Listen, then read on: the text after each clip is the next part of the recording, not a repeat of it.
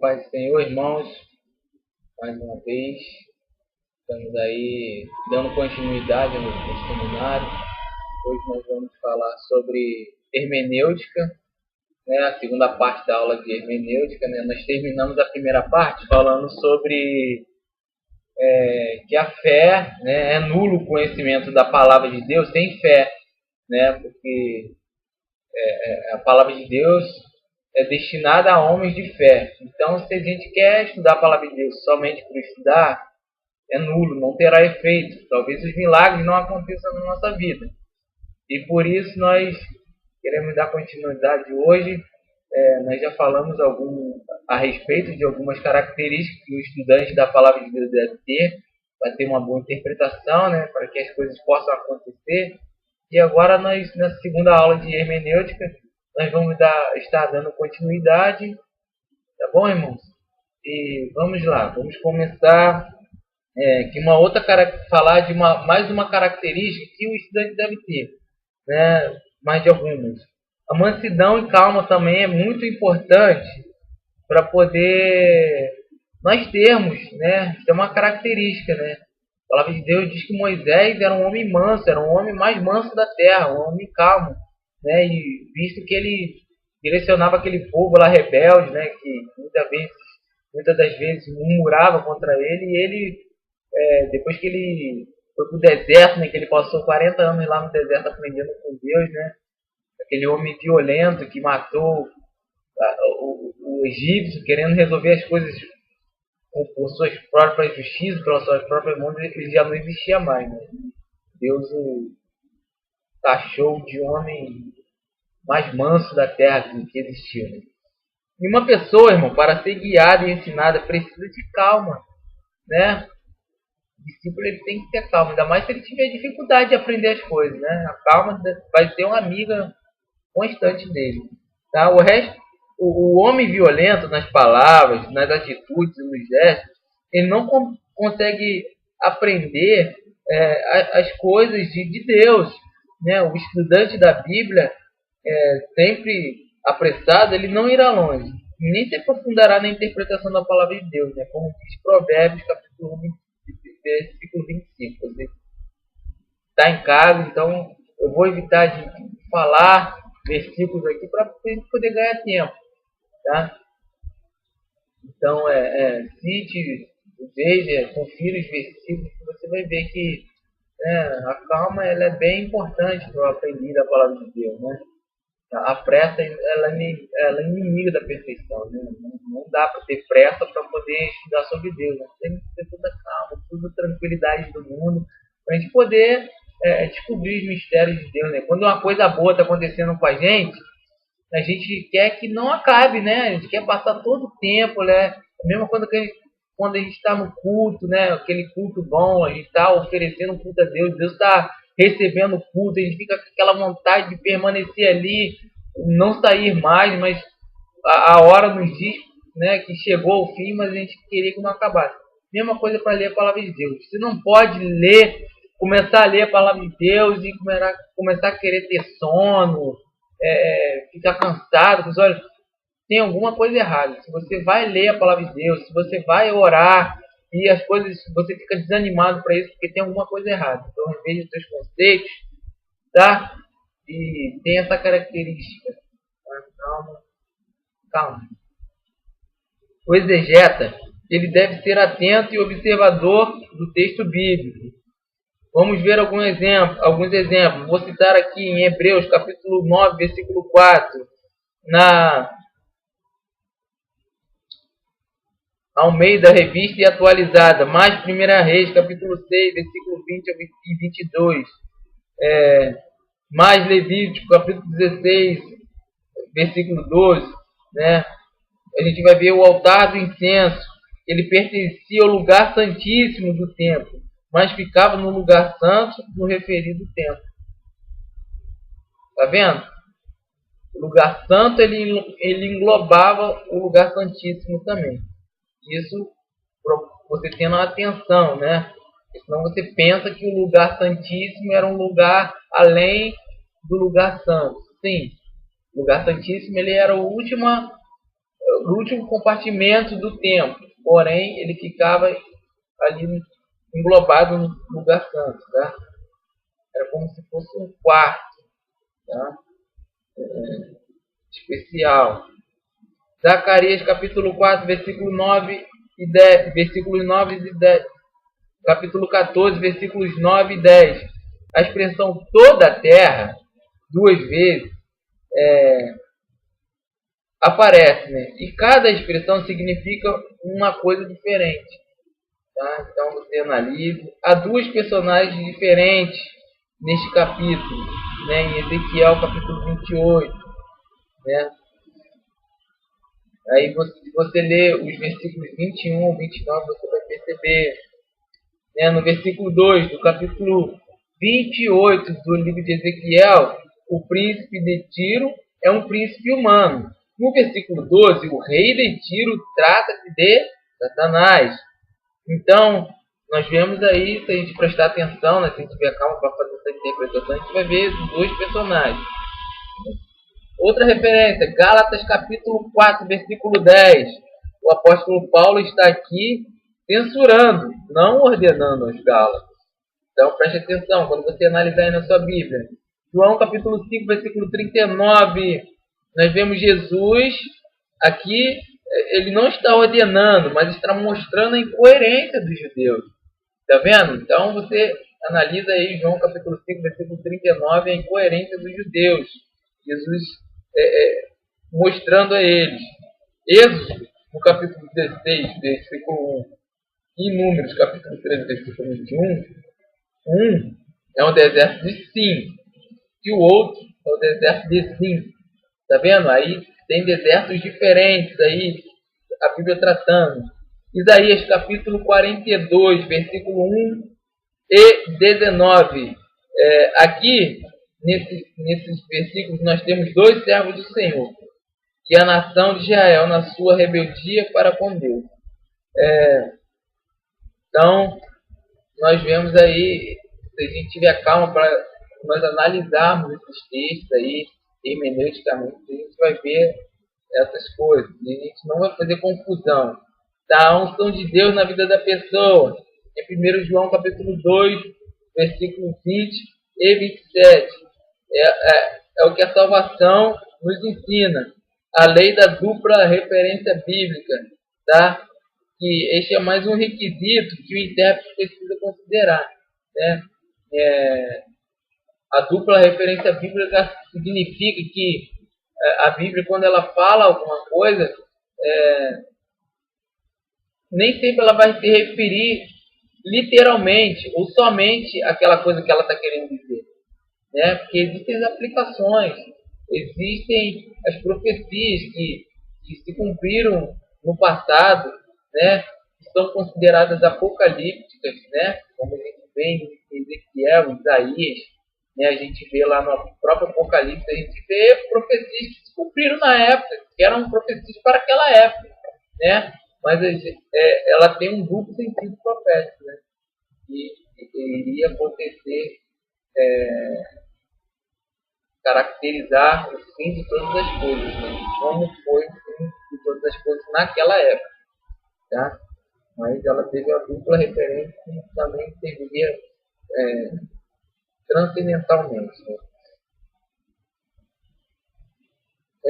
Então vamos lá, vamos ver os textos que têm dupla referência profética, tá? Você está aqui somente a referência. Você com mais calma analise em casa, mesmo que você não assista o vídeo todo, tá, irmãos? A aula toda. Quando você for assistir uma outra vez, continue da parte que você parou. Tenha esse cuidado, essa calma, para você poder fazer um acompanhamento dos textos, que vai ser muito proveitoso para você, exegeta. Tá? E são textos, tá? Que a um só tempo abrange um acontecimento próximo e outro remoto, tá vendo? São os textos que têm que eu falei aqui ainda agora, que tem a dupla referência, né? Texto que nós devemos considerar. Exemplo, Isaías capítulo 61, versículo 2, mais Lucas capítulo 4, versículo 19.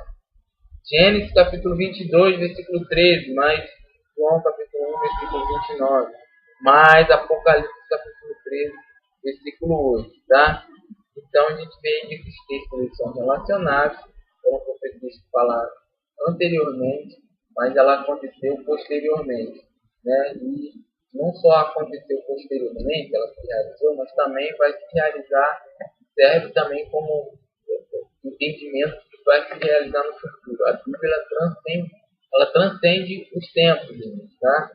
Ela não foi escrita só para aquelas pessoas daquela época. Foi escrita para... Deus escreveu, né? Deus é onisciente. Não escreveu uma coisa que serviria somente para antigamente. As palavras de Deus, elas transcendem, são eternos, né? De eternidade, eternidade. Nosso tempo não é compreensível, né? Quem somos nós para querer entender as palavras de Deus? São palavras que transcendem os tempos, atravessam gerações e continuam atuais ainda. Deus é onisciente. Tá? Então, nos livros proféticos é muito comum essa lei, né, da dupla referência, né? É porque eles profetizavam para aquele tempo e saberá o leitor discerni-la para evitar a confusão, né? O ensino bíblico explícito e implícito, tá? É uma outra coisa que também o intérprete também deve estar atento. O ensino explícito é aquele que está presente, sendo declarado abertamente no texto, né? Exemplo, Deus está com José, né? Gênesis capítulo 39, versículo 2, 3, 21 e 23, né? Deus está com José. Bom, o ensino implícito é aquele que está presente no texto, mas não é abertamente declarado. Exemplo, no livro de Esther, não há menção do nome de Deus, mas Deus está bem presente em todo o livro, no controle dos fatos, e livrando seu povo, né? Aí a gente participa do contexto bíblico. E o contexto bíblico diz, 2 Pedro capítulo 1, versículo 20, né? É o maior determinante do sentido do texto, tá? O contexto bíblico, né? O sentido do texto ele vai girar em torno do contexto, tá? Já fugindo ali do ensino, tá? E a maior parte dos erros doutrinários e das heresias, das seitas falsas, vem do emprego do texto bíblico sem o seu contexto, tá? Então, o emprego do texto bíblico sem o seu contexto é causa de muitas heresias por aí, né? Usando o texto sem o seu contexto, pode-se fazer a Bíblia afirmar o que ela não ensina, tá? Exemplo, o suicídio. É só combinar Mateus capítulo 27, versículo 5, mais Lucas capítulo 10, versículo 37, que ele retirou-se e foi enfocar, né, que corresponde a coisa, e mais vai e faça da mesma maneira, que as pessoas vão começar a precisar para isso. Ninguém tem. Né? Então, nós vemos aí esses exemplos. Né? O contexto é bem importante, né? Na hora de nós interpretarmos também. Tá? Então, e no contexto bíblico, o intérprete precisa considerar o quê? Considerar os inúmeros conteúdos contextuais, né, que se aparecem, entre os quais são abrange a Bíblia considerada como um todo e panoramicamente, né, ele revela o fato de que a analogia geral da Bíblia é uma realidade incontestável, isto é, na Bíblia não há contradições, tá? Este princípio é muito importante para o intérprete, né? E o que fica a longa distância do texto tem a consideração, mas que com ele faz uma linha de pensamento, né? Exemplos aí, ó. Exemplo, em Êxodo capítulo 8, versículo 10, mais Números 33, capítulo 4, as pragas e os deuses do Egito, né? Faz uma linha aí, né? Os deuses do Egito com as pragas, né? Deus, ele mandou as pragas para poder provar que os deuses do Egito, eles não tinham poder nenhum, Deus estava no controle sobre eles, né? Ezequiel capítulo 1, versículo 5 ao 14, mais Ezequiel capítulo 10, versículo 20, os seres viventes aqui são querubins, entendeu? Atos capítulo 9, versículo 25, mais 2 Coríntios capítulo 4, versículo 33, descendo da muralha como? Né? 2 Coríntios capítulo 3, versículo 1, por boca de 2 ou 3 testemunhas. Então, são referências ou passagens paralelas do texto que se estuda, né? É uma forma de contexto remoto, tá? Então, a gente vê aí essas referências aí, e a gente vê nisso que a Bíblia se interpreta com a Bíblia, isto é, efetuando através do contexto referencial. Né? Toda doutrina ela deve ser confirmada, provada e apoiada por referências apropriadas. Então, a Bíblia, ela se interpreta com a Bíblia, isto é, efetuado através do contexto, tá? O contexto referencial. E se a gente não souber discernir, por ocasião da escolha do contexto, nós vamos cometer graves distorções, tá? Violências contra a revelação divina, e isso prejudicará as pessoas, né, a interpretarem a Bíblia as quais você ensina, né? E você vai ficar desacreditado pelos que conhecem o assunto, quando você for falar a pessoas que conhecem o assunto. Então, são referências em que ocorre a mesma palavra como Jerusalém, em Mateus capítulo 2, versículo 1, e Apocalipse capítulo 21, versículo 10. As palavras são as mesmas, mas os lugares são diferentes, tá?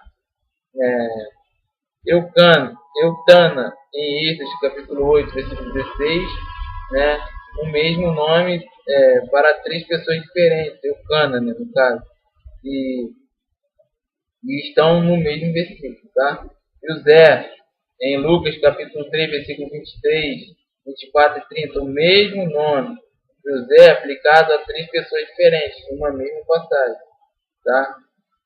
Fé, em Atos capítulo 6, versículo 7, 13, versículo 8, 14, versículo 9, 1 Coríntios capítulo 12, versículo 9, Efésios capítulo 2, versículo 8, 1 Timóteo capítulo 4, versículo 1.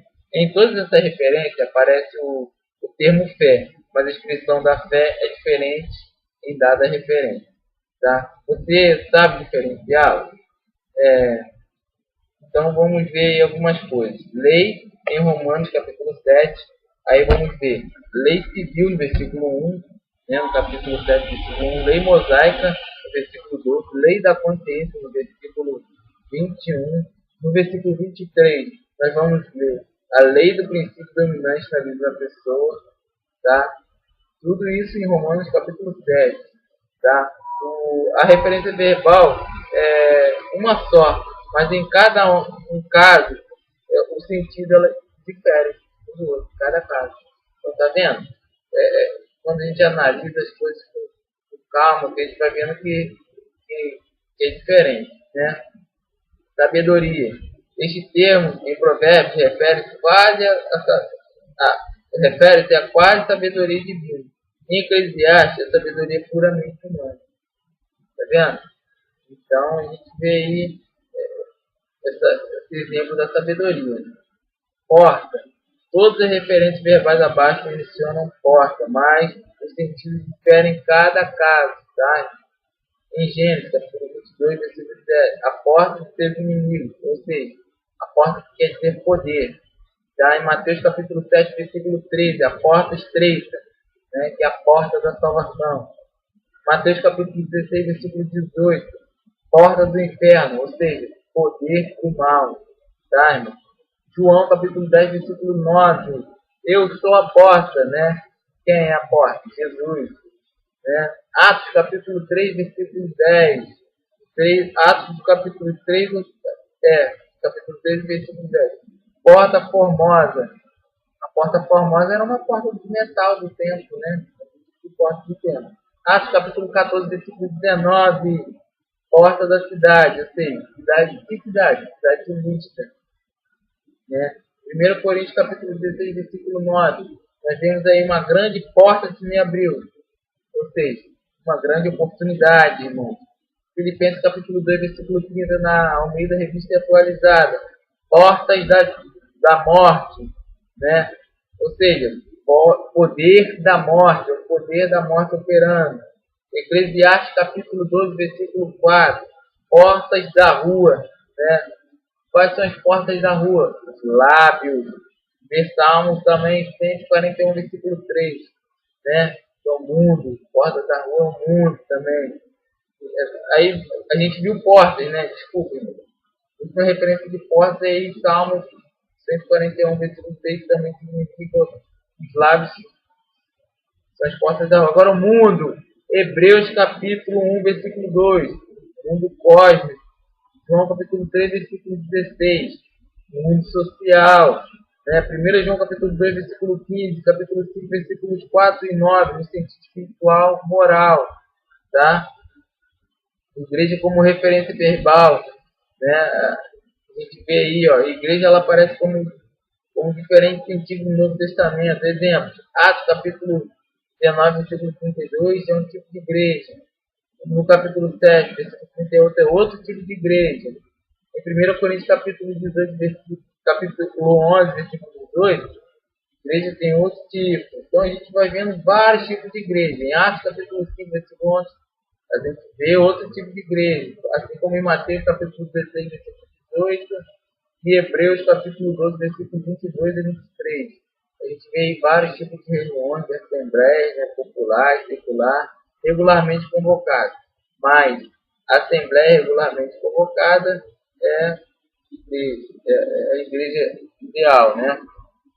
Então, na arte, né, a gente vê a igreja como assembleia regularmente convocada, né? O ajuntamento na ara é uma assembleia no original, é eclésia, né?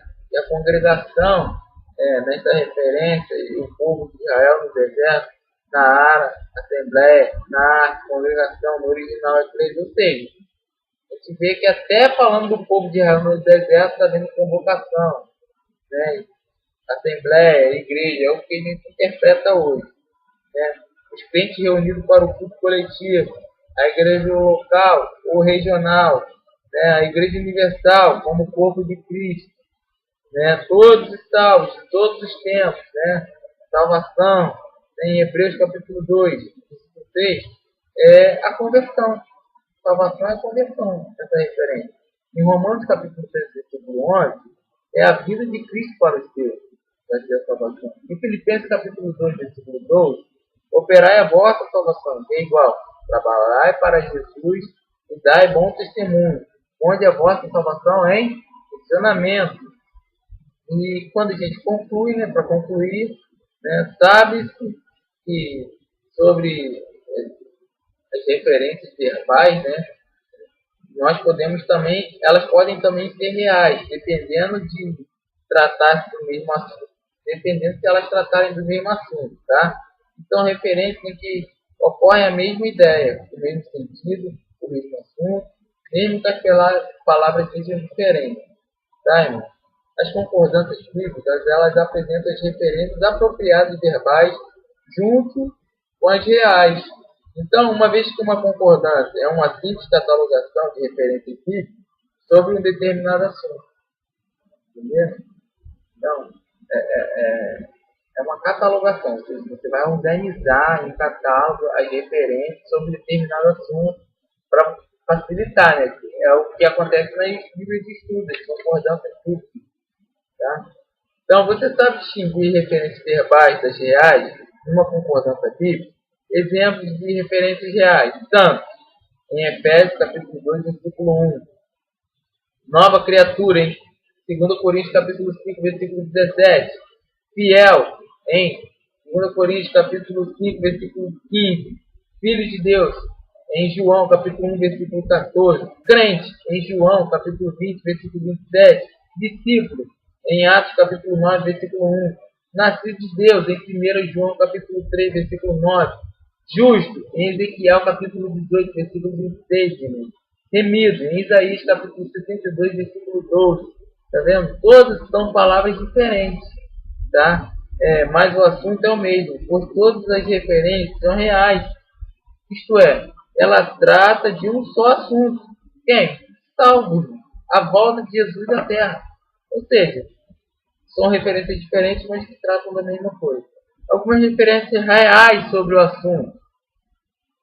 Zacarias, capítulo 14, versículo 4 a 5. Judas, versículo 14. Apocalipse, capítulo 1, versículo 7. Mateus, capítulo 25, versículo 31. 2 Tessalonicenses, capítulo 2, versículo 8. Apocalipse, capítulo 19, versículo 11. São algumas referências que têm a ver com o assunto. E também tem a ver com a época, né? A cultura, a ocasião e o propósito original do texto. Aqui se estuda, né? As referências. O que é estritamente cultural no Novo Testamento não tem aplicação a partir do século I, tá? Ao encerrar aqui o cano do Novo Testamento. Tá? E a partir daí, o que permanece no texto bíblico é a mensagem da palavra de Deus. Tá? Por todos os tempos. Tá? Então, o que significou um determinado texto bíblico para os primeiros destinatários referidos ao texto e qual a aplicação desse mesmo texto aos nossos tempos e à nossa vida atual, tá vendo?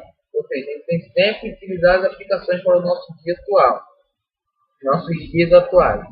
E para a exegese, o significado do texto bíblico, ou seja, o original, no tempo, e para o tempo em que foi escrito, é muito importante, tá? Para a gente não cometer os erros chamados lá, os erros anacrônicos, né? Os erros, para a gente não respeitar os tempos foram escritos dele. Então a exegese, portanto, ela é basicamente uma tarefa histórica, tá, irmão? E essa tarefa histórica ela envolve o idioma da ocasião do texto bíblico, as circunstâncias da ocasião do texto bíblico, isso inclui os padrões de pensamento do povo na ocasião do texto, tá? De modo que a mensagem divina fosse bem entendida para todos. Né, os costumes da ocasião, a cultura envolve o folclore, as tradições, a música, as comemorações, a poesia, práticas, os usos, costumes, né, os trajes, as posturas que as pessoas tinham. Né.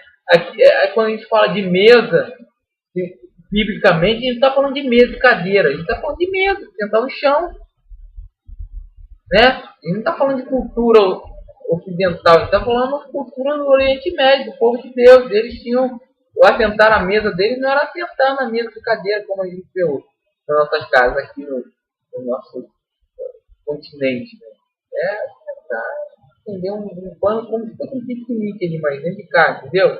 Aí cada um senta na posição a qual tem a sua honra, a qual for chamado, e por aí a gente vai tirando as interpretações. Tá? Bíblica. Aqui entra na Bíblia 4 culturas principais. Né? Ou seja, na Bíblia nós temos aí a cultura de 4 povos. A semítica, né, que é dos povos vizinhos de Israel ou da mesma origem. Né? A judaica, a cultura judaica, né, que é a cultura de Israel, propriamente dita. A helenista, que é a cultura dos gregos. A romana, que é a cultura dos romanos. Isso muito influi na comunicação da mensagem bíblica. E o seu desconhecimento pelo intérprete da palavra de Deus desqualifica-se como expositor dela. Né? Vamos dizer aí, antiguidade bíblica, tradições, crenças, músicas, costumes populares. Isso vai prejudicar, vai desqualificar quem quer fazer uma boa exposição hermenêutica da Bíblia. Tem que conhecer bem. Por exemplo, em Gênesis capítulo 41, versículo 42, o anel que o faraó tirou de sua mão e pôs na mão de José, hoje isso seria apenas uma consideração pessoal, né? De dar alguma coisa a outra pessoa, de muito querido que ela fosse. Mas naquela tempo, os reis e as outras autoridades usavam anéis, né, com letras, símbolos, marcas, em alto relevo para indicar as coisas, as cartas, como se fosse um carimbo, né? Como a partir que tivesse um momento do carimbo do rei, era uma coisa oficial, né? Documentos oficiais eram carimbados assim. Então, portanto, a gente conclui que o quê? Que o ato de Faraó para com José foi uma delegação de poderes do mais alto nível. Não tem noção do que foi aquilo. E por que tudo isso? Porque o método dado por Deus para nos falar por meio dos fatos humanos, que além do que a gente lê, além do que a gente lê pelos idiomas que a gente conhece, envolve as circunstâncias, costumes do lugar. Isso a gente não entende direito, né? E a gente conclui o quê? Que a palavra de Deus escrita é um livro divino humano. Assim como a palavra de Deus viva, né, foi o próprio Jesus, né, ela é divinamente humana. Isto muito nos ensina como seres humanos que nós somos. O crente leigo, ele só quer saber o que o texto significa para ele agora. Né? Não lhe interessa o passado, né? Não interessa o futuro, mas para a exegese é importante sim saber do passado. O significado das palavras quando combinadas na oração, elas são importantes para nós saber. Tem muito ter cuidado que você tem com a palavra de Deus e na hora de orar, né? Na hora de você interpretar as coisas, Deus vai te honrar quando você tem cuidado dele. Né? O contexto literário é de grande utilidade. Né? As unidades de pensamento, de texto, que são os parágrafos, né? No original, a gente vê como é que é no original, interessar por aprender. Tudo isso desvaloriza o nosso esforço. A versão, tá, irmão? Aí a gente vai ver agora a versão. Ó, a versão arte, que é a Almeida Corrigida, como está sempre falando aqui, tá? Tem essa identificação através de uma letra inicial em negrito, né? Se o expositor da Bíblia depender de uma versão em que cada versículo tem um parágrafo, como é no caso da arte, isso levam a contestantes erros de exegese, tá? Para tal análise bem sucedida da palavra, nós devemos perguntar qual o ambiente histórico geral em que o autor coloca, qual o contexto histórico, tá, cultural específico e a finalidade do livro, tá, ao qual a Bíblia que a gente está estudando na Bíblia. Qual o contexto imediato da passagem em consideração? O contexto imediato do que acabou de acontecer, né? E nessa análise, a gente tem que ver que é importante determinarmos as circunstâncias históricas gerais do livro, né? Passagem do povo, né? Estar atento às circunstâncias e normas culturais que representam o significado para o entendimento, para nós termos, por fim, analisar um nível de comportamento espiritual do povo e a pessoa em questão. Aí a gente vai entender por que o povo de Israel era tão desobediente, entendeu? Essa determinação considera ainda qual era o autor e a sua realidade pessoal, para quem realmente estava escrevendo, quem era esse povo endereçado, qual a finalidade e necessidade do autor, né, o que ele queria transmitir, ensinar, exortar ou afirmar. Eu falei que porque o povo de Israel era desobediente, aí também conclui que nós também somos desobedientes pra caramba, né? Desobedecemos muito a Deus e isso, nós devemos consertar isso em nossas vidas, né? E para tanto é necessário observar as declarações explícitas, as frases, as palavras, os jargões repetidos, observar as sessões parentéticas, as exortativas, né? Observar os problemas omitidos e enfocados. Aí a gente vai ver, né, a linguística do texto, a gente vai ver para o que o texto está querendo dizer, né, as aplicações que o texto tem, né, para o povo daquela época, para nós hoje. Então, tendo esse cuidado de observação, nós vamos ser muito felizes nas nossas interpretações. Tá? A necessidade também contextual é muito observada mediante uma determinação de bloco do material, tá? Que a gente está estudando no livro, mostrando como se encaixam com coerência, né, as passagens, mostrar como a passagem se ajusta à corrente argumentativa do autor, determinar a perspectiva que o autor tencionam comunicar numerologicamente a necessidade das coisas, ou fenomenológica, né, nas aparências das coisas, e por aí a gente vai interpretando o texto, vai entendendo o que o texto quer nos comunicar. Tá?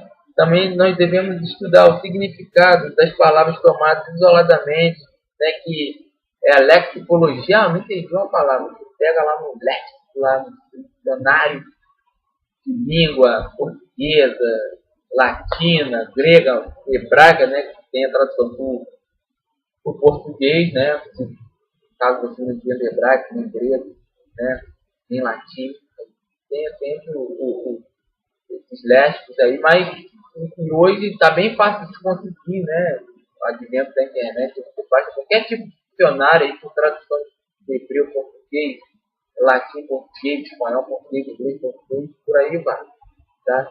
O modo como essas palavras se combinam, ou seja, como a gente chama isso? O modo que as palavras se combinam, a sintaxe do texto, né?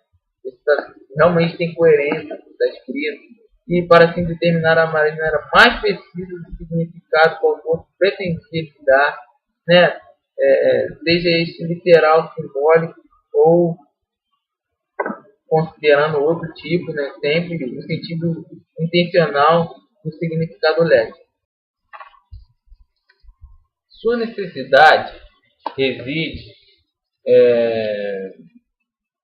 de certeza de interpretação racional que Deus transmitiria. As principais fases dessa análise são, tá? Apontar a forma literária, se prosa, se poesia, narrativa, alguma coisa assim. Investigar o desenvolvimento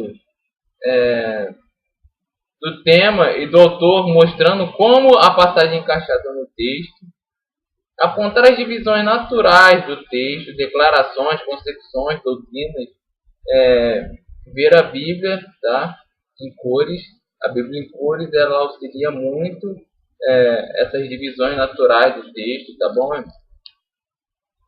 A Bíblia em cores, ela traz 12 guias, tá? De códigos para separar essas temáticas do Antigo Testamento, do Novo Testamento. Por exemplo, Deus Pai, Filho e Espírito Santo, o discipulado, né, que é obediência, louvor, amor, gozo, bondade, a fé, com oração e milagres, pecado, como maldade, julgamento dos maus, Satanás. Então, ela se divide assim. E também determinar os conectivos presentes nos parágrafos e sentenças, as conjunções, preposições, pronomes, mostrando a relação entre os dois ou mais pensamentos, tá? E determinar o significado isolado das palavras, também analisar a sintaxe e suas formas gramaticais, colocar os resultados de sua análise em palavras não técnicas, fáceis de serem entendidas, que é o que eu procuro sempre passar as aulas aqui bem fáceis de serem entendidas, bem fáceis, né? Não com palavras muito técnicas, para que os irmãos possam entender, tá bom? As perguntas fundamentais da análise teológica, elas são: como esta passagem se ajusta no padrão total da revelação de Deus? O que é este padrão? As teorias sobre a relação de Deus com os homens são as mais diversas possíveis, tá? E, porém, a maioria dos teólogos ele concorda que o principal traço desse relacionamento é a continuidade. O conceito epigético afirma que a revelação divina não está ligada ao crescimento, tá? De uma árvore originada de uma semente. É também conhecida como unidade orgânica da Escritura. Tá? A análise teológica ela visa essencialmente a teoria sistemática da teologia, determinando a própria perspectiva do relacionamento Deus-homem e as suas aplicações. Tá? Também ela visa avaliar a extensão do conhecimento teológico disponível às pessoas daquele contexto. Tá? Parabolicamente falando, conhecer os tipos de análise literária é saber que jogo o contexto está jogando e quais as suas regras, tá? Gera dúvidas quanto às regras usadas para tal determinação. E deve-se considerar nesse tipo de análise se a apresentação inicial da profecia era oral e depois foi posta em forma escrita, mas em geral a forma apocalíptica era escrita, tá? Os pronunciamentos eram em geral separados e breves, os apocalipses eram mais longos, tá? Contínuos, com ciclos de material repetido pela segunda ou terceira vez na maioria da paralelada, tá? O gênero apocalíptico contém mais simbolismo, tá? Especialmente de animais, e este acentua ainda o dualismo, tá? Anjos, Messias versus Satanás, Anticristo e tudo mais. O apocalíptico, né, o gênero apocalíptico, ele consola e estimula o justo. E a profecia miúde, ela castiga o mal religioso, tá? O gênero apocalíptico, ele é geralmente pessimista acerca da eficácia da intervenção humana para mudar a situação presente, tá? Ou seja, o ser humano fica impotente. A profecia focaliza a importância da mudança humana, tá? O gênero de profecia, tá? O gênero apocalíptico, ele era escrito com o emprego do pseudônimo da mudança humana. E o gênero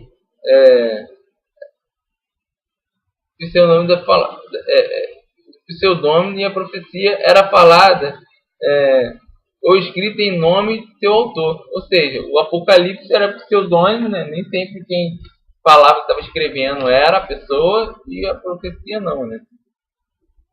Era o próprio autor. Fazia questão de escrever. Análise histórico-cultural, irmãos. Análise histórico-cultural é determinar a situação histórica específica da composição escrita e ver se foi ou não cumprida. Análise léxico-sintática, ela é o quê? Análise léxico-sintática é você estudar as passagens paralelas ou outros ciclos dentro da mesma profecia para obter mais informação, só isso.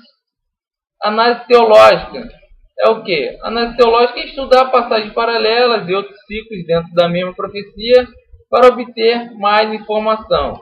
Também não se multiplica muito. Análise literária, irmão, é você estar cônscio de que estilo é só figurativo e simbólico. Há elementos sobrenaturais, como informação comunicada pela proclamação de anjos, tá? Por visões e outros meios sobrenaturais. Observar a ênfase ao mundo invisível que está por trás da ação do mundo visível. É muito importante isso. Acompanhar a ação até sua conclusão usual, tá? Por uma soberana intervenção de Deus.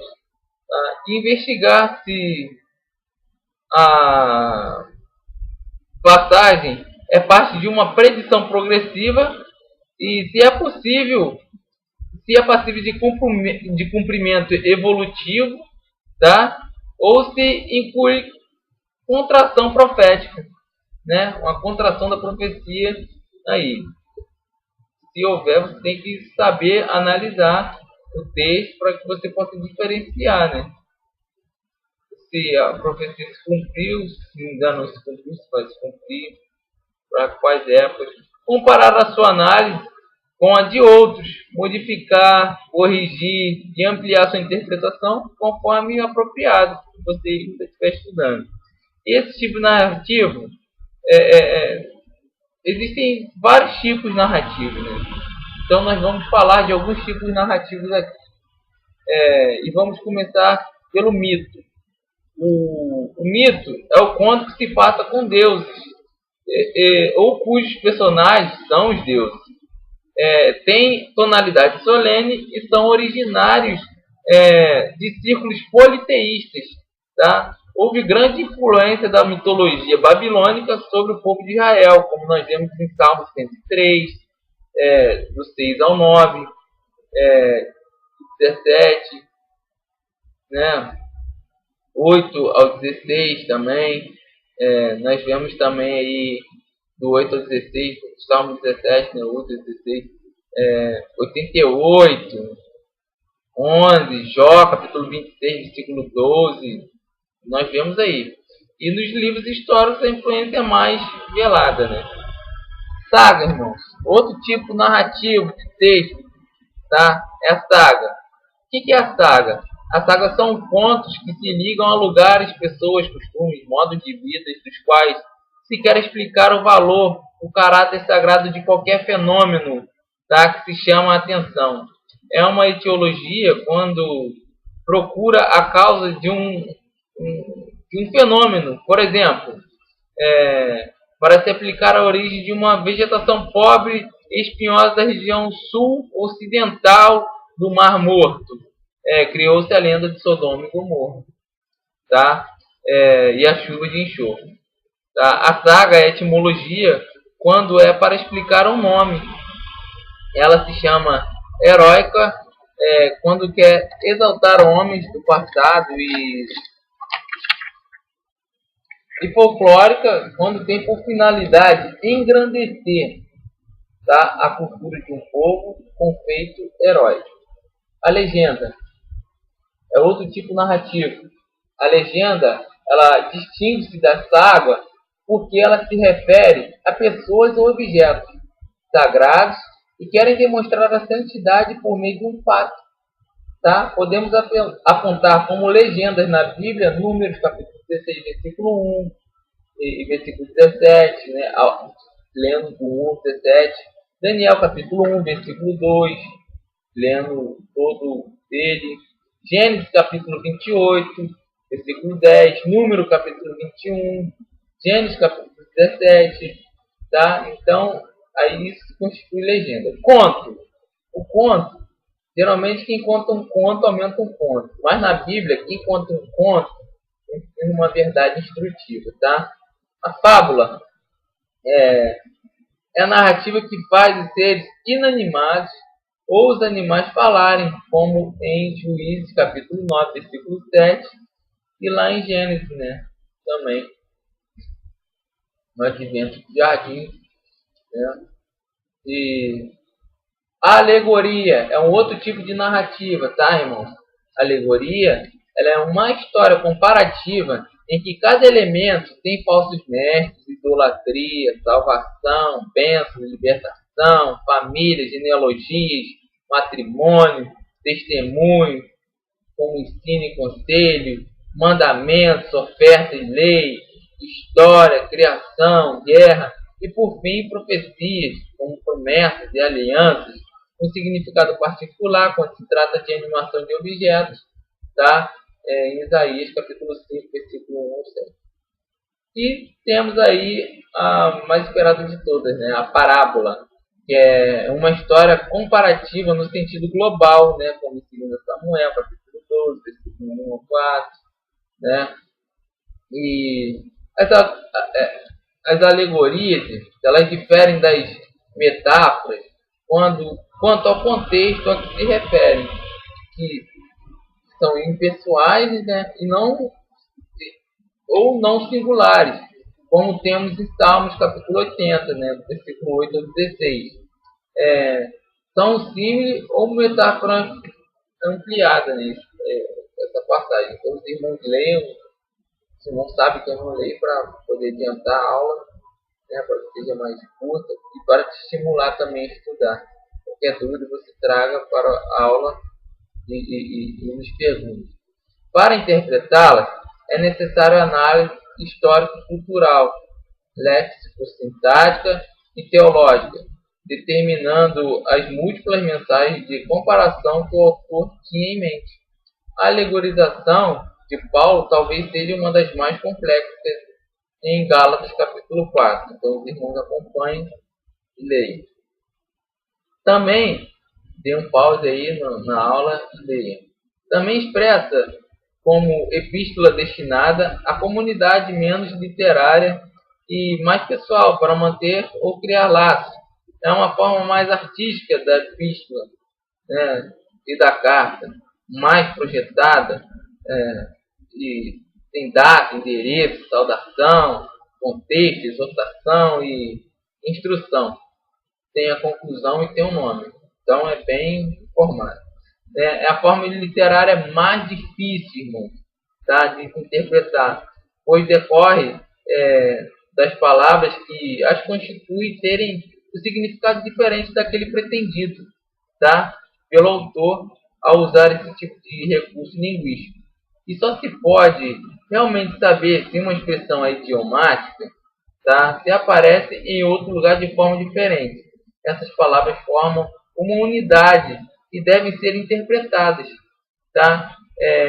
Tenha um bom dia é idiomático, porque apesar de imperativo, tenha, não significa uma ordem. Tá?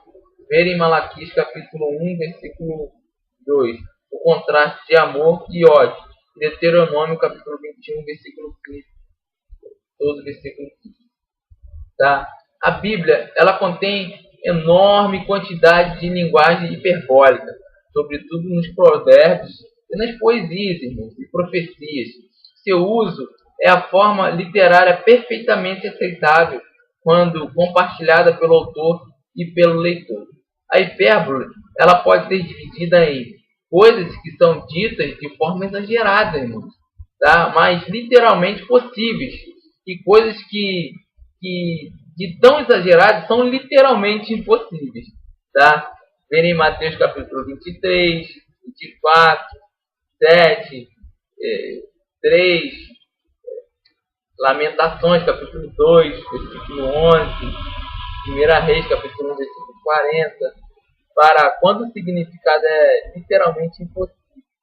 Nós vamos ver aí Gênesis capítulo 22, 17, 2 Samuel capítulo 1, versículo 26, e quando possível ver Lucas também, capítulo 26, Marcos capítulo 7, 9 ao 13, 10, 19, Lucas capítulo 6, versículo 27, né?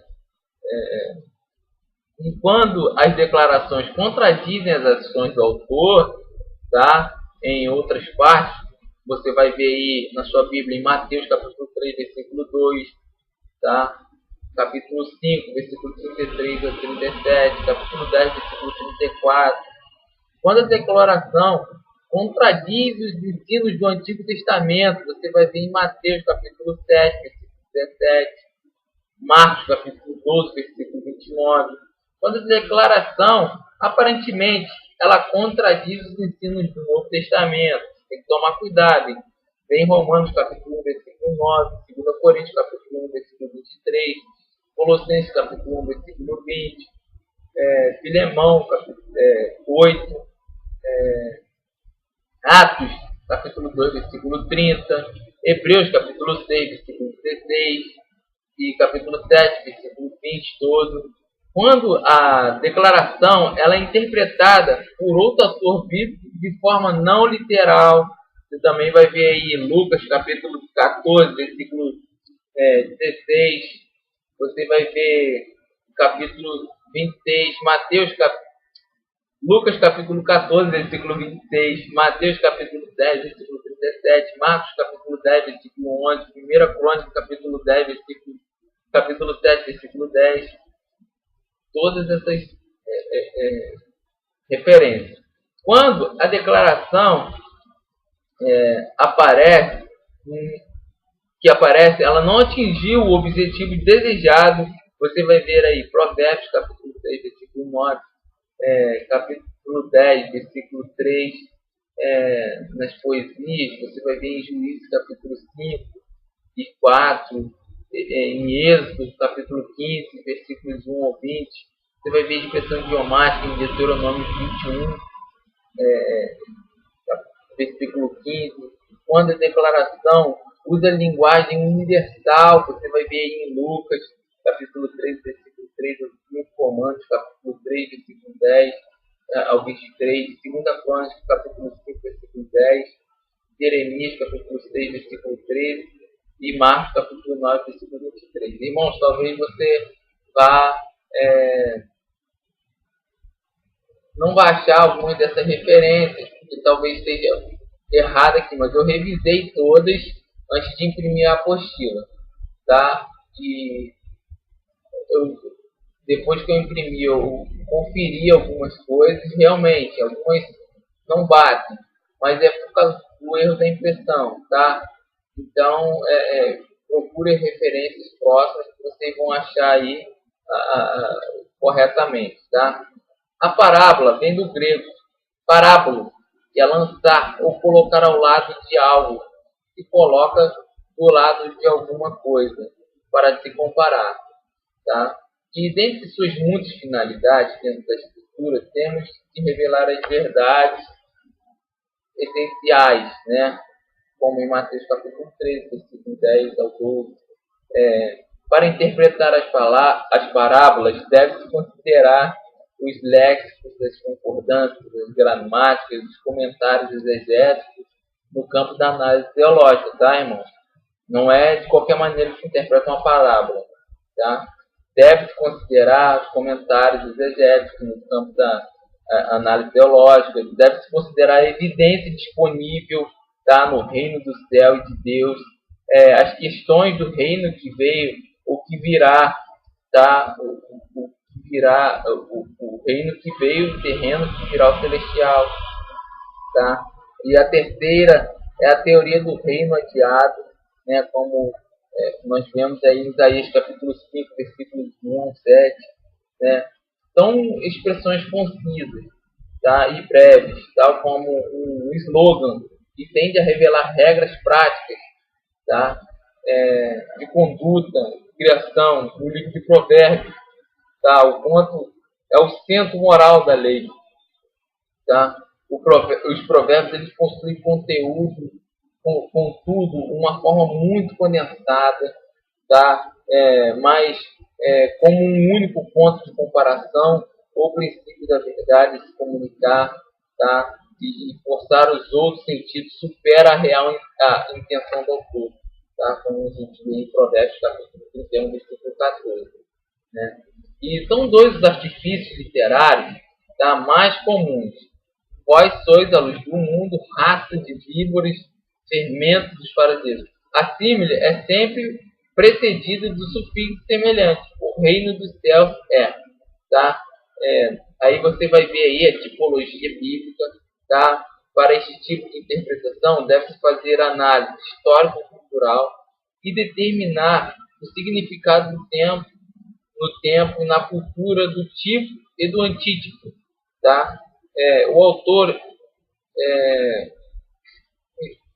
Stein, no Guia Básico de Interpretação Bíblica, ele traz diversos exemplos, tá, de contextos idiomáticos, né, de homilia entre eles. Aí, pega uns exemplos aí para você interpretar. Como tipologia bíblica, tá? Salmo 137, versículo 8. 109, versículos do 6 ao 15. 2 Reis, capítulo 8, versículo 12. Isaías, capítulo 13, versículos 16 e 18. Oséias, capítulo 10, versículo 14 e 13, versículo 16. E Naum, capítulo 3, versículo 10. Tá? Análise, né, léxico-sintática, idem outras formas literárias. Tá? Análise teológica, ela vê no texto pontos de correspondência entre o tipo e o antítipo, tá? À medida que eles se relacionam, tá? A análise literária, tá? Ela descobre uma semelhança e uma analogia notável, tá? Entre o tipo e o antítipo, descobrindo depois evidências de que tipo foi indicado por Deus para indicar a coisa tipificada. Determinar o ponto ou o ponto de correspondência entre o tipo e o antítipo. Pessoas, eventos, instituições, ofícios e ações. Tá? Notar os pontos importantes de diferença entre tipo e antítipo também é muito importante.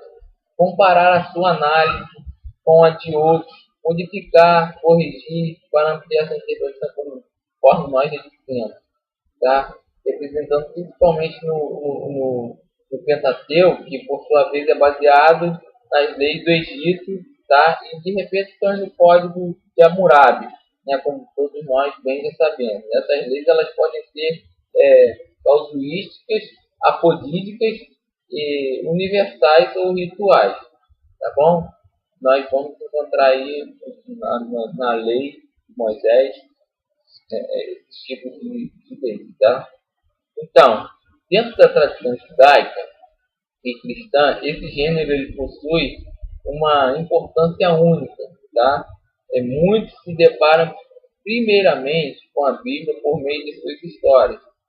Mais de 40% do Antigo Testamento e 60% do Novo Testamento, tá, estão sob a forma literária, tá? A forma narrativa, e ela pode estar expressa em vários gêneros, tá? Essa forma narrativa, tais como mito, história. Para interpretar este tipo de narração, é necessário analisar o contexto, o comentário do autor, repetições, os oradores autorizados, diálogos e discursos diretos. E todos os povos da época, tá, tinham seus profetas, moradores de grandes palácios, todos os reis que faziam papel sacerdotal de dialogar com os deuses, mas não eram os adivinhos, tá? Eles manifestavam ao povo a vontade de Deus, os sermões, os sinais, as exortações, os oráculos divinos, a predição profética, embora era inspirada, denota a vista de uma determinada realidade, tá? E a proeminência da esperança de mudança, tá? E não é de diversão, não, tá? Então, contudo, existem muitos modos de profecia. Ou seja, tem profecia de julgamento, profecia imediata, profecia distante, profecia extensa, profecia comum, profecia pessoal, profecia geral, profecia particular, aberta, fechada, etc. Né? Vários outros tipos de profecia. E a forma literária mais comum em toda a Bíblia, né? E é a mais importante, né? O mais importante disso é o paralelismo de equilíbrio, ritmo e da prosa que essa narrativa ela possui, né? Estudos recentes, irmão, mostram que a prosa hebraica, tá? Ela se compõe essencialmente de objetos diretos, tá? Do et, que é do pronome asher, e do artigo definido ha, com mais 6 a 8 vezes, mais do que a poesia. Ou seja, a prosa hebraica ela supera a poesia comum, porque ela determina esses pronomes, na sua forma verbal e com isso ela comprova, né, a sua eficácia, né, a sua importância. Né. A descrição poética ela não se prende ao uso restrito de detalhes técnicos. Dois exemplos da prosa, então, em Êxodo 14 e Juízes capítulo 4, os dois de poesia em Êxodo capítulo 15 e Juízes capítulo 5. Tá? Tipo, um bom exemplo de poesia no Novo Testamento, tá? É o Colossenses capítulo 1, versículo 15 ao 20. A rima e o ritmo são formas essenciais da poesia. Temos isso em Isaías capítulo 5, versículo 7, 33, 22. Também é comum na poesia bíblica o paralelismo. Tá? Estes podem ser o paralelismo que bem comum, né, na poesia. Paralelismo sinonímico, né, que são os versos, expressões, pensamentos semelhantes ao procedente, ao que procede, né, como em Mateus capítulo 6, versículo 9, capítulo 10, versículo 1, né, capítulo 6, versículo 9, e na parte C e 10, tá? 1 Coríntios, capítulo 6, versículo 22, Apocalipse, capítulo 22, versículo 20, tá? Lucas, capítulo 6, versículo 27, tá?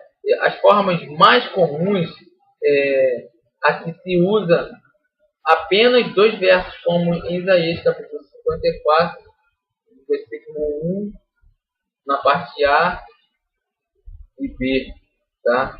O paralelismo antitético, nessa forma de paralelismo, a poesia que se trata do segundo verso, ela contrasta com o primeiro. O segundo verso, ela contrasta com o primeiro verso, em vez de se valer do paralelismo sinonímico, né? Onde as ideias se repetem ou se relacionam com o conteúdo geral encontrado no primeiro verso, tá? Estabelecendo uma declaração antitética, ou seja, de antítese, tá? É a forma mais comum de paralelismo na Bíblia, tá?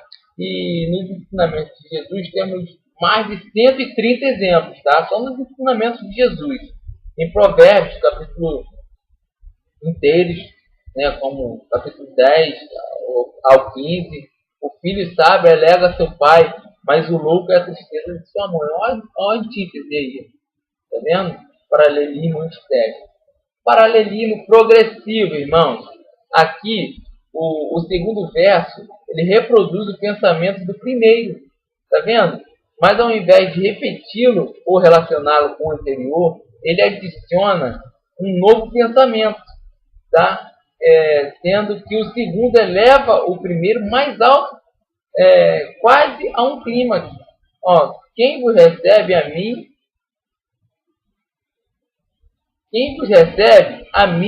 me recebe. E quem recebe a mim, recebe aquele que me enviou. Ó, tá vendo? O segundo verso aí, um verso vai puxando, progredindo o outro, e no final da frase, tá, a importância está muito maior. O paralelismo do quiasmo, onde as declarações paralelas elas se invertem sob a forma, tá? AB e BA, tá? Tanto a primeira quanto a segunda declaração consistem em duas partes, AB e BA. Só que esta em ordem inversa, ao que a si mesmo se exaltar, que é a parte A, será humilhado, que é a parte B. E ao que se humilhar, parte B, será exaltado, parte A, tá vendo? A, B e A. E também herdada dos povos vizinhos, sobretudo a partir do exílio, a sabedoria bíblica, ela não difere muito, tá, irmão? Dos pensadores por natureza, ou seja, dos orientais lá, né? De forma bem geral, nós devemos observar duas outras formas. Os pactos, tá? Que é o preâmbulo, o prólogo histórico, cláusulas gerais básicas, prescrição de lembrança, tá?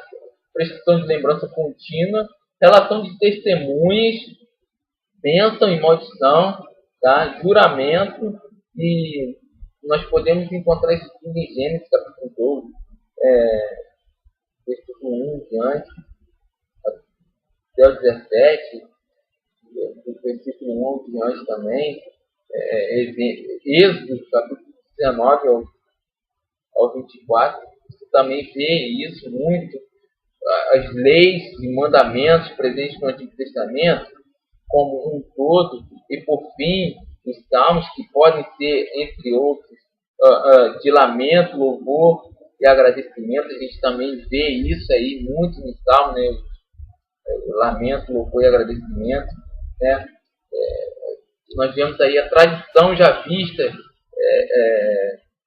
é assim chamada, porque ela utiliza o nome divino de Yahvé, né? Desde a narração da criação. E ela tem um estilo vivo e colorido, uma forma cheia de imagens, cheia de estilo de uma forma cheia de imagens e com um modo de narrar bem magistral, tá? Dando uma resposta profunda aos graves problemas que se apresentam a todo homem, tá? E as expressões humanas de que serve para falar de Deus, né? E também um senso muito elevado do divino, né? Como prólogo da história de Israel, ela colocou um sumário da história da humanidade desde a criação do primeiro casal, tá? Que foram Adão e Eva, que foi Adão e Eva, né? E essa tradição, ela teve origem em Judá e por certo, ela tem sido escrita quanto, quando ao essencial no reinado de Salomão, tá? Tem começado aí com a tradição já vista, tá?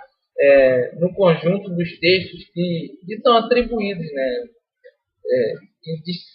Ela se distingue, tá? Às vezes, esse gênero literário, por uma corrente paralela que tem a mesma origem, mas que reflete a concepção arcaica e diferente, designadas pela sigla J, né, de já vista, primitiva, ou L, leiga, ou N, nômade.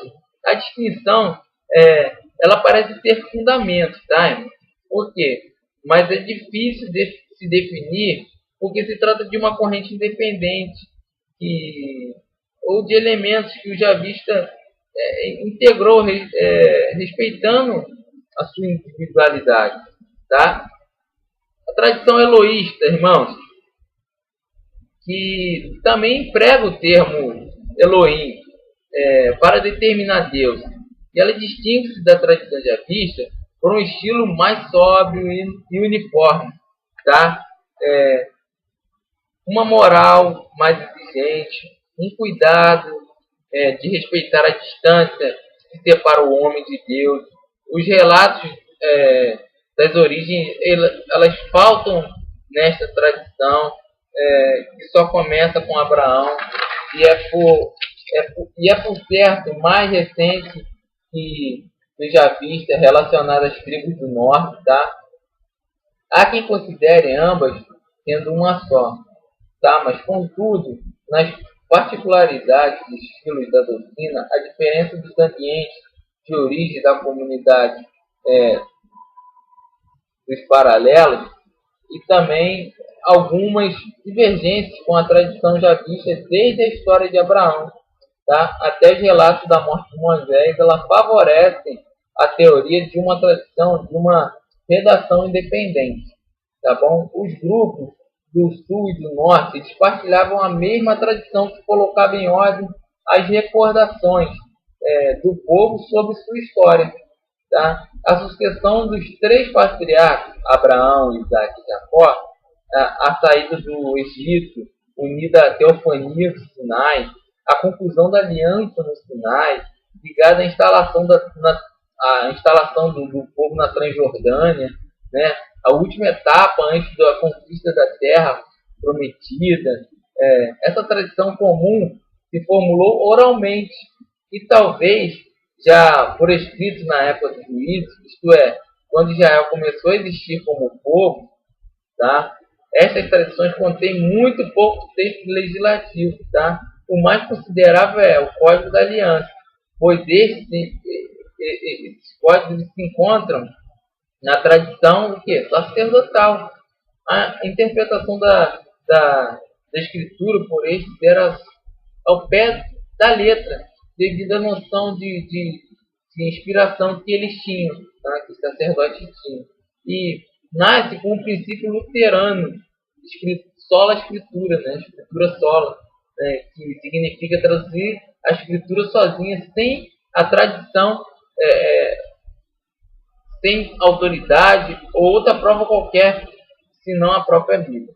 Esse tal princípio ele contribui, né, para um desastre hermenêutico, pelo fato de que cada um interpreta a Bíblia por ele mesmo, pois o Espírito ilumina a todos, né? Isso fez surgir várias correntes de interpretação conservadora e racionalista. Tá?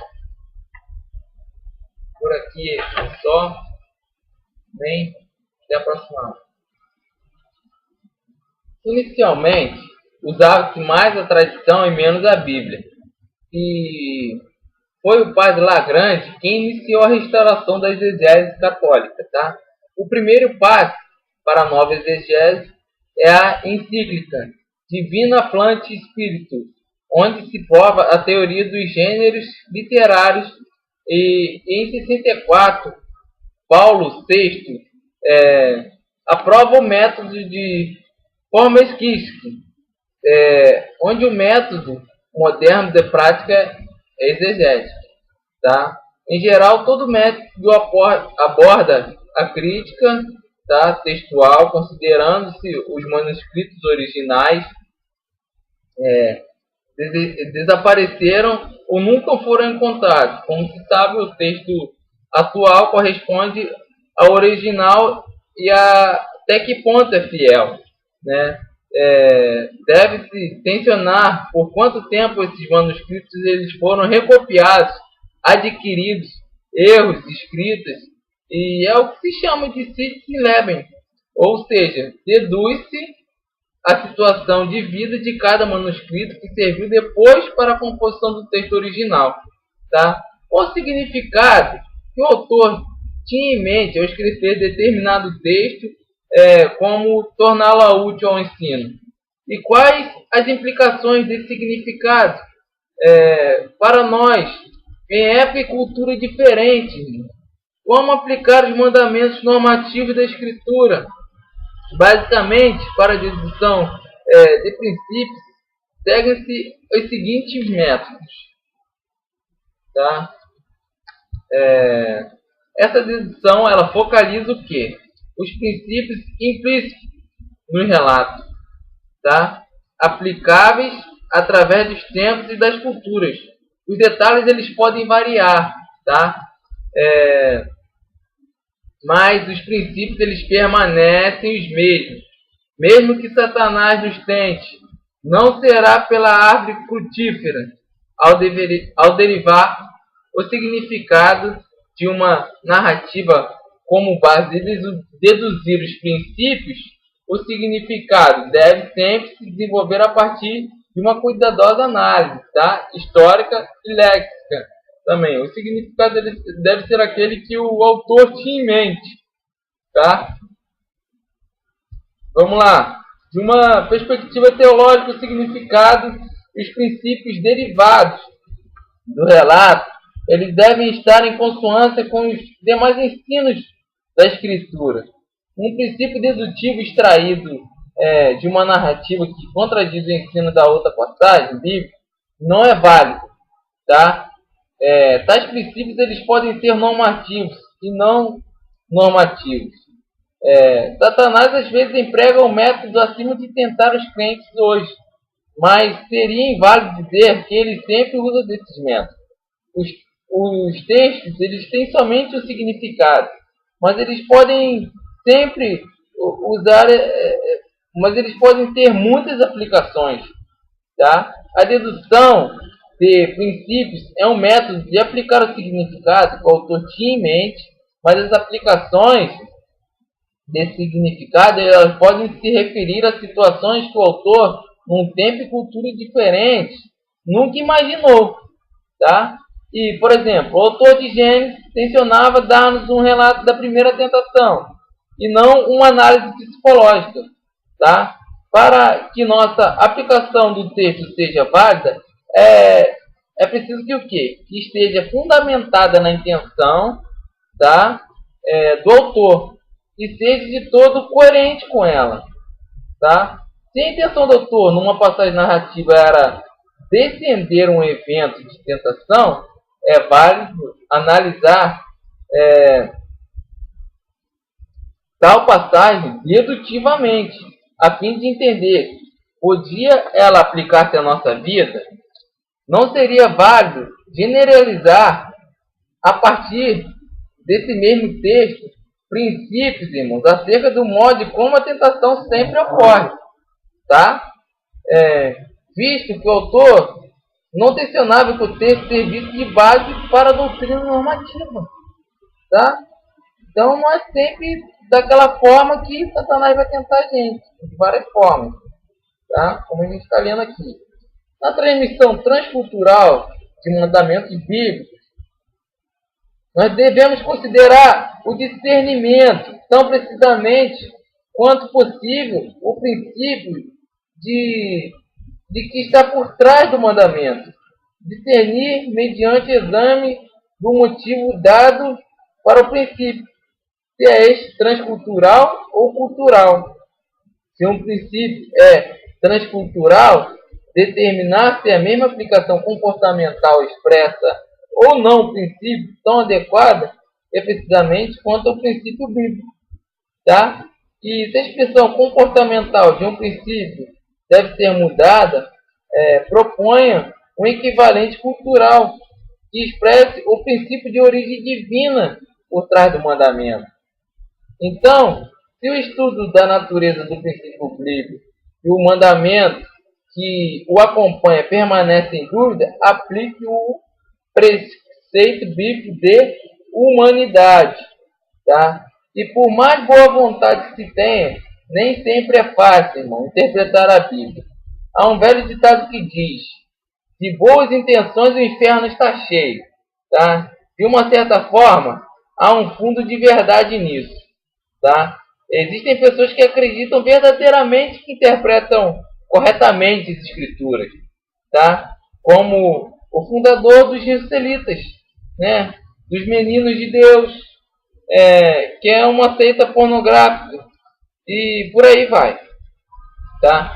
Contudo, suas interpretações elas são sem nenhum fundamento bíblico. Tá? Até no meio evangélico surgiram homens dizendo que um crente pode ficar possesso por demônios, irmão. Ou que não pode ser pobre e nem ficar doente. É a chamada teologia da prosperidade. Há 3 erros a serem evitados na interpretação bíblica. Então nós vamos ver agora esses 3 erros. Tá? A interpretação errônea da passagem de Mateus capítulo 13, versículo 33. Marcos capítulo 8, versículo 15 ao 21. A espiritualização das Escrituras, Sião, Israel, Jerusalém, etc. Cronologia errônea, como em 2 Pedro capítulo 3, versículo 10 ao 14. Apocalipse capítulo 20, versículo 11 e 21, versículo 1. Nem todo mau uso da Bíblia ele pode ser considerado como um atributo oferecido pelo maligno. Tá? Há coisas que são meramente humanas e conceitos que nós criamos com a nossa própria analogia. Então, que algumas vezes nós queremos torná-la verdade a qualquer custo. Tá? A Bíblia não pode ser considerada como um objeto de estudo interpessoal que venha satisfazer o elemento dentro do seu contexto ou de sua filosofia. Nós devemos nos lembrar de que ela é a inspiração de Deus para os homens, tá? Querendo aperfeiçoá-lo para a vida eterna. Existem diversos métodos de interpretação da Bíblia. Tá? A apresentação tipológica é um dos métodos que pode nos levar à melhor compreensão da Bíblia. Tá? E no uso dos métodos, existe a parte científica, que é elaborada por meio de um estudo sistemático. Tá? No uso de uma linguagem temática, de um texto. Ao escolher o texto bíblico para estudo, você terá que ver em primeira mão, tá? O porquê da escolha, o porquê da sua aplicabilidade, verificando o momento adequado, no local para se fazer a interpretação. Depois dessa verificação, vem o contexto do assunto escolhido. Tá? Nesse contexto, você terá uma visão panorâmica dos assuntos a serem tratados para se chegar, e isso deverão ser usados os acessórios anteriormente citados nessa apostila. Isso ajudará você a se adequar aos sumários do Novo Testamento, aos métodos a serem empregados, possibilitando a ampliação dos seus conhecimentos bíblicos, tá? Ele dando uma visão global das Escrituras. O sumário levará você a conhecer o caminho da compreensão, né, dos textos escolhidos. Para isso, você também dividirá o livro da Bíblia nas seguintes tópicos. Assim, capítulo. Ao optar por um livro da Bíblia, escolha um capítulo que chame a sua atenção. Escolha um versículo-chave. Versículo-chave será sempre o que mais lhe chamar a atenção no texto escolhido. Não importando se o capítulo tem mais assuntos, é dele que você irá extrair a mensagem espiritual. Os assuntos que você abordará são os tópicos salientes de cada capítulo. Por exemplo, no capítulo 5 do Evangelho de João, temos 2 assuntos. Primeiro, a cura de um paralítico de Betesda. Segundo, Jesus declara-se filho de Deus, é igual ao Pai. Observação nisso. Procure desenvolver o sumário de acordo com o seu conhecimento teológico. Tá? A mensagem espiritual. A mensagem espiritual é a explicação do texto escolhido de forma bem resumida. Tá? Os aspectos históricos. Deve-se observar uma coisa. Nunca colocar o nome nenhuma divindade como aspecto histórico, pois fazem parte do aspecto espiritual. Tá? Não entra o nome de anjo, de Deus, de Cristo, de Espírito Santo, nem de demônios, nem dos espíritos mal. Somente entra o nome de personalidades históricas, como Pedro, João, Tiago e outros. Aspectos geográficos, irmãos, deverão entrar nomes de mares, rios, montanhas, planícies e tudo que tenha caráter geográfico. Por exemplo, Mar da Galileia, Monte Tabor, Rio Jordão, são os aspectos geográficos. Mensagem do capítulo. A mensagem não deve ser longa, pois se tornará enfadonha, vai enfadar o povo. 2 orientações importantes para a mensagem do capítulo. Expresse seus sentimentos. Use as suas palavras, suas próprias palavras. Escreva a sua mensagem no espaço reservado no gráfico onde você escolher, não importando quantos assuntos o capítulo possui. Expresse de uma forma que você não se canse, nem canse os ouvintes. Siga o modelo gráfico para a melhor orientação. Aí eu vou dar um modelo gráfico assim. Você vai botar capítulo, versículo-chave, vai separar os assuntos, mensagem espiritual, aspectos históricos, aspectos geográficos. Aí você vai lá botar Mateus capítulo 1, 21. A genealogia e o nascimento de Jesus. O nome de Jesus. Davi, Abraão, Isaac, Jacó, Judá. E por aí vai. Você vai escolhendo. Vamos lá, quer ver? Mensagem do capítulo. O nome de Jesus leva 2 coisas a seu respeito. Quem ele é. E segundo, o que ele veio fazer. É isso que revela o nome de Jesus. Quem é Jesus? É o verdadeiro Deus. O nome de Jesus significa o Senhor, Jeová, é o Salvador. Isto é confirmado, irmão, pelas palavras de João. Né? No princípio era o Verbo, e o Verbo estava com Deus, e o Verbo era Deus. Em João capítulo 1, versículo 1. Né? E o que ele veio fazer aqui, irmão? Assumindo a natureza humana. Né? Ele veio salvar a humanidade da condenação eterna e dando-lhe a salvação. O homem não poderia salvar a si mesmo, pois é um pecador, e como tal está morto, ou seja, separado de Deus, como nós vemos em Efésios capítulo 2, versículo 1 ao 3. Né? Uma ilustração, um rapaz infringiu as leis de trânsito e foi preso. E ao ser levado para o tribunal, viu que o juiz era seu próprio pai. O pai, não tendo outra opção, deveria julgar seu filho. Se o absolvesse, não estaria sendo um bom juiz, pois seu filho errou. Tá? E se o condenasse e não fizesse nada para ajudá-lo, não cumpriria sua função de pai. E agora, o que fazer? O pai, como juiz, ele decretou a sentença. O filho deveria pagar pela infração. Contudo, não teria como efetuar o pagamento. A dívida era muito alta. Então o juiz desceu da cadeira, tirou sua toga e agora, como pai do rapaz, poderia pagar a dívida em seu lugar, explicando: o homem pai do rapaz poderia pagar. O homem pecou, tinha de ser condenado. A multa, tá, pagaria com a própria vida. Essa era a multa para o homem. Então o Verbo, que era Deus, desceu da sua glória, tornando-se um homem e recebendo na cruz a condenação em seu lugar. Assim, Deus fez tudo para salvar o homem. E o que resta ao homem? Entregar a sua vida ao Salvador Jesus. Aí você vai separar.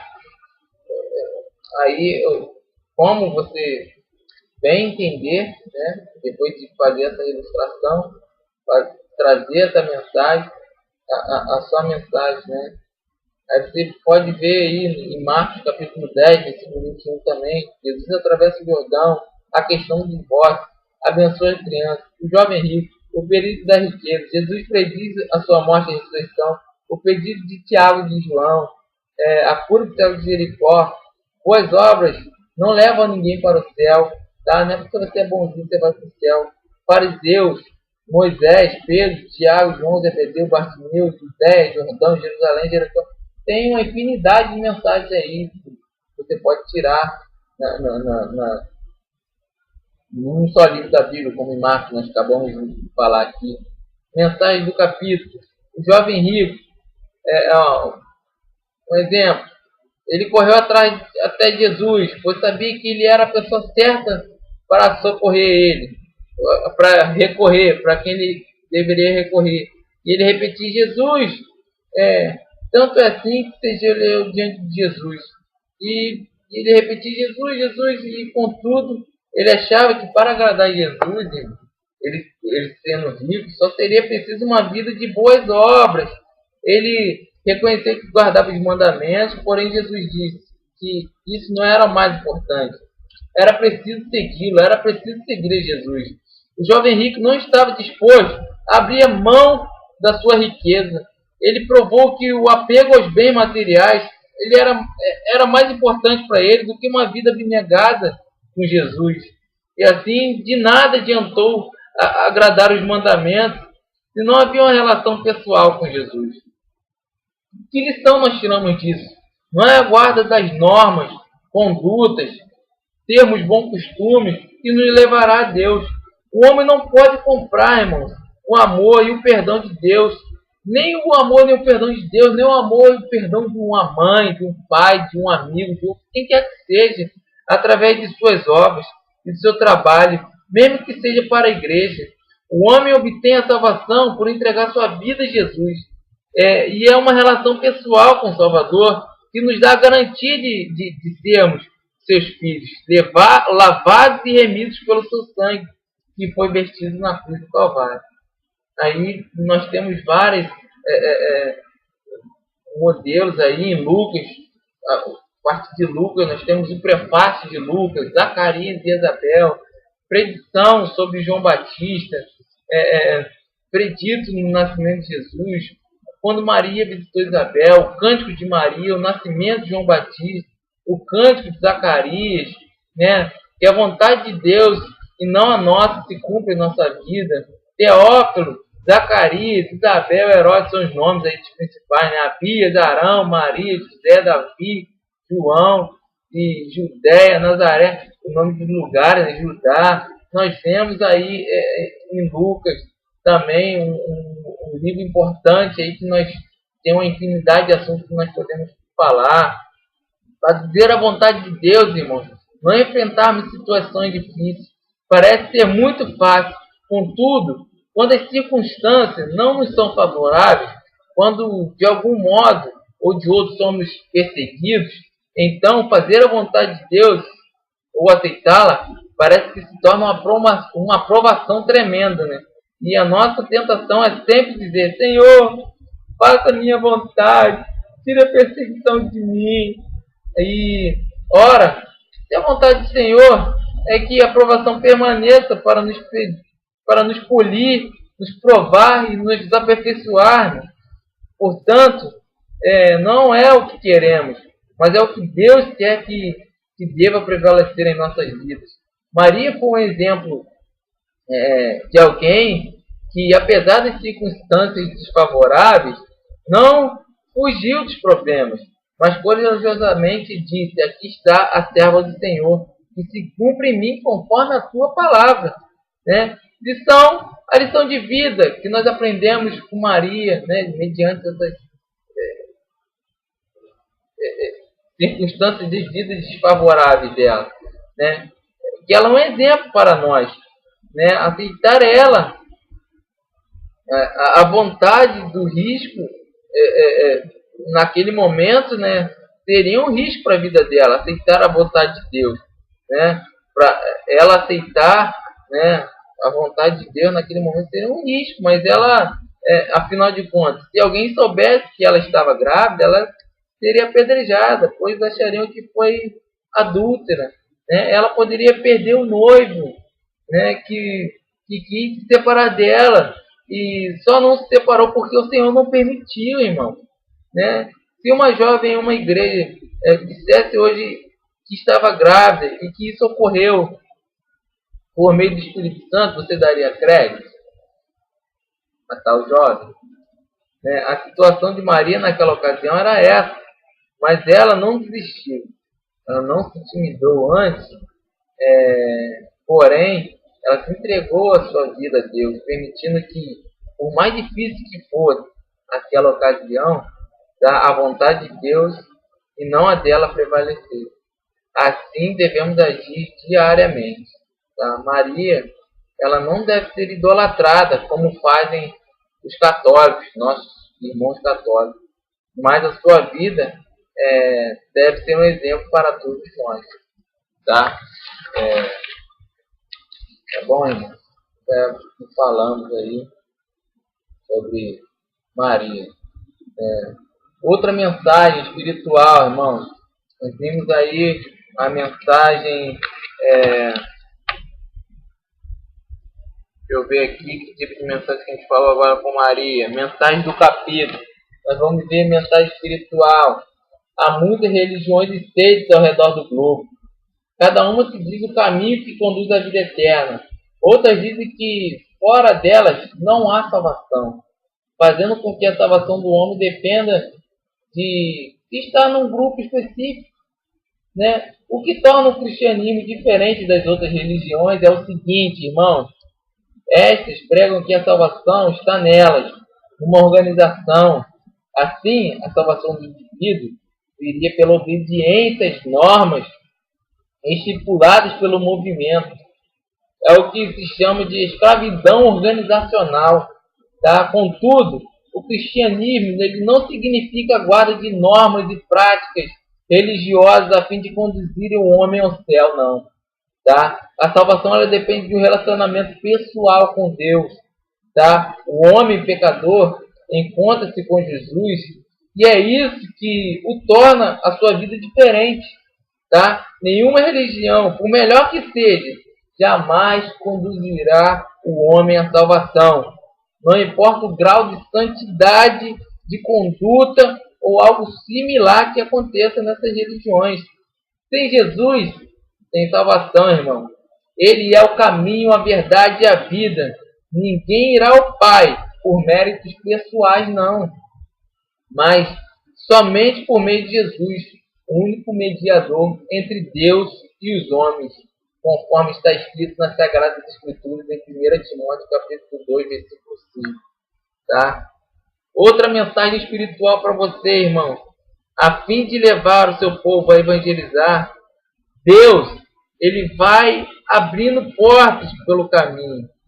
E isto é importante, pois sabemos assim que Ele está sempre intercedendo, tá? E para salvar vidas, e quer nos usar para isso, quer usar os cristãos. O ato de abrir uma porta é uma das mais sugestivas figuras de linguagem humana. Tá? Contemplamos horizontes mais vastos, visões mais aprofundadas, etc. Todas essas coisas ficam implícitas na abertura de uma porta. Deus, ele abre uma porta esperando também a cooperação humana, né? Paulo e Barnabé sabiam que Deus foi quem abriu as portas da fé aos gentios por meio deles. e sabendo disso, não deixaram Deus esperando e não permitiram que a porta se fechasse. E esta é uma porta de fé. Aliás, é pela fé que nós fomos salvos. Pois o justo diz, ele diz que viverá da fé. Assim como diz a Sagrada Escritura, que o justo viverá da fé. Né? Em Hebreus capítulo 10, versículo 38. Então, viva da fé, que ela é o firme fundamento, tenha mensagens espirituais, tenha cuidados essenciais, tá? Básicos na hora da interpretação bíblica, para que você não venha interpretar a Bíblia erroneamente, tá, irmão? Deus te abençoe. Essa foi a última aula, a princípio, de hermenêutica 3. Nós concluímos a apostila hoje. Deus abençoe a todos. Amém.